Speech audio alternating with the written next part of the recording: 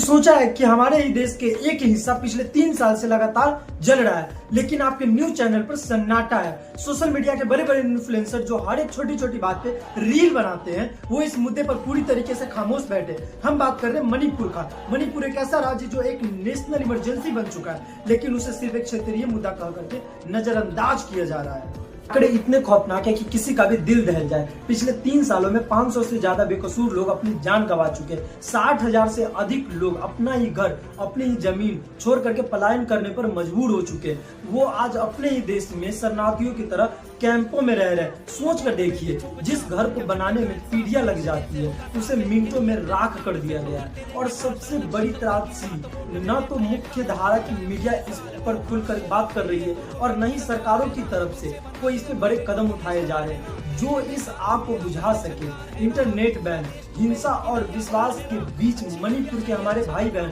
खुद को बिल्कुल अकेला महसूस कर रहे हैं। यह तो वहाँ का आंतरिक मामला है, 2 समुदायों की लड़ाई है। लेकिन रुकिए, क्या मणिपुर भारत का हिस्सा नहीं है? अगर देश के किसी एक कोने में तिरंगा लहराने पर हम सब गर्व करते हैं, तो उसी कोने में मासूमों की खून बहने पर हम सब कैसे चुप रह सकते हैं? यह अब सिर्फ मणिपुर का मुद्दा नहीं रह गया, यह एक नेशनल इशू है। यह हमारी राष्ट्रीय सुरक्षा, हमारे संविधान और हमारी इंसानियत पर एक बहुत बड़ा सवालिया निशाना है। मुद्दों पे बात नहीं करेंगे, हम समाधान पर भी बात करेंगे।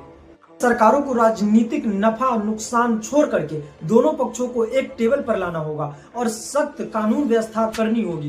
दूसरी, मीडिया की टीआरपी वाले फालतू मुद्दों को छोड़ करके मणिपुर की ग्राउंड रियलिटी को देश के सामने लानी होगी। और तीसरा सबसे जरूरी समाधान, हम और आप जब तक इस पर बात नहीं करेंगे, जब तक हम सवाल नहीं पूछेंगे, तब तक नीति निर्माताओं पर दबाव नहीं बनेगा।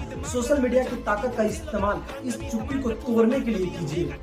मैं आप सभी से सिर्फ एक सवाल पूछना चाहता हूँ, अगर आज मणिपुर की जगह आपका राज्य, आपका शहर, आपका अपना घर 3 साल से जल रहा होता, तो क्या आप तभी इसी तरह चुप बैठे होते? क्या तब भी इसी तरह खामोश बैठे होते? आप अपना राय कमेंट में दे करके जरूर जाइएगा।